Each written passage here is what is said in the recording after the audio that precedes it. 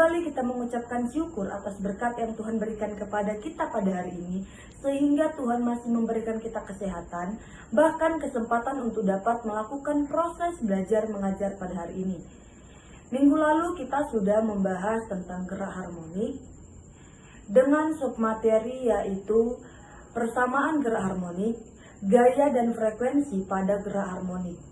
Nah, hari ini kita masih membahas tentang gerak harmonik tetapi dengan submateri yang berbeda. Nah, jadi submateri kita hari ini adalah gerak harmonik pada ayunan sederhana dan superposisi gerak harmonik. Adapun tujuan pembelajaran kita pada hari ini yaitu yang pertama, mampu menganalisis gerak harmonik sederhana pada ayunan bandul. Yang kedua, mampu menganalisis superposisi gerak harmonik. Nah, sekarang kita masuk ke gerak harmonik pada ayunan sederhana. Sebuah ayunan sederhana terdiri atas sebuah beban bermassa M yang digantung di ujung tali ringan. Massanya dapat diabaikan, yang panjangnya adalah L. Bila beban ditarik ke satu sisi dan dilepaskan, maka beban berayun melalui titik keseimbangan menuju ke sisi yang lain. Bila amplitudo ayunan kecil, maka Bila beban ditarik ke satu sisi dan dilepaskan, maka beban berayun melalui titik keseimbangan menuju ke sisi yang lain. Bila amplitudo ayunan kecil, maka ayunan melakukan getaran harmonik. Periode dan frekuensi getaran pada ayunan sederhana sama seperti pada pegas, yang artinya periode dan frekuensinya dapat dihitung dengan menyamakan gaya pemulih dan gaya sentripetal. Kalian bisa lihat gambar berikut ini.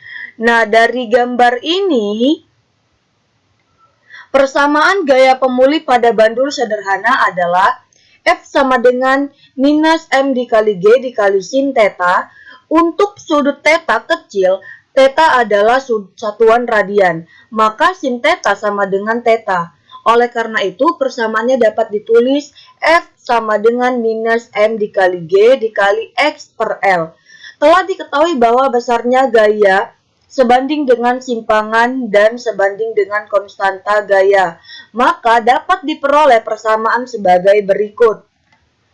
T sama dengan 2pi dikali akar dari L per G, atau F sama dengan 1 per 2pi dikali akar dari G per L. Jadi dari persamaan tersebut, periode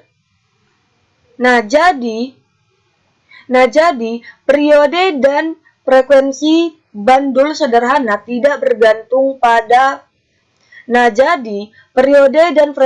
ayunan sederhana tidak bergantung pada massa dan simpangannya, tetapi hanya bergantung pada panjang tali dan percepatan gravitasi setempat. Nah, selanjutnya kita akan membahas superposisi gerak harmonik. Superposisi gerak harmonik yang kita bahas ada dua. Yang pertama adalah superposisi dua gerak secara grafis. Kalian bisa perhatikan buku kalian pada halaman 261. Terdapat di buku kalian ada gambar 11.8.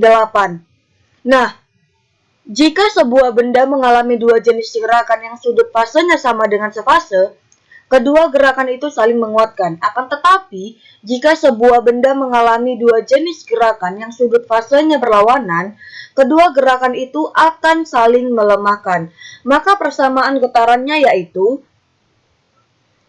kalau untuk mencari Y1, kita bisa gunakan rumus Y1 sama dengan A sin dikali omega 1 dikali T sama dengan A dikali sin dikali 2pi per T1 dikali T. Nah, jika kalian mau mencari Y2 sama dengan rumus Y1, hanya saja kita mengganti yang seharusnya omega 1 maka kita ganti jadi omega 2, dan yang seharusnya T1 maka kita ganti jadi T2.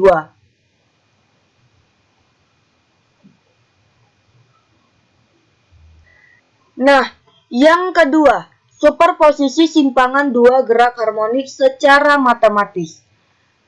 Persamaan superposisi simpangan kedua gerak harmoni akan menjadi Y sama dengan 2 dikali A dikali sin setengah buka kurung 2pi per T1 ditambah 2pi per T2 tutup kurung dikali T dikali cos setengah buka kurung 2pi per T1 ditambah 2pi per T2 tutup kurung dikali T. Nah, dari penjelasan materi tersebut, dapat kita tarik kesimpulan, yaitu periode ayunan sederhana memenuhi persamaan T sama dengan 2pi dikali akar dari L per G. Sampai di sini materi kita hari ini. Ingat, apabila kalian tidak sampai di sini materi kita hari ini, apabila dari kalian ada yang kurang mengerti atau kurang paham, kalian bisa langsung tanyakan ke ibu.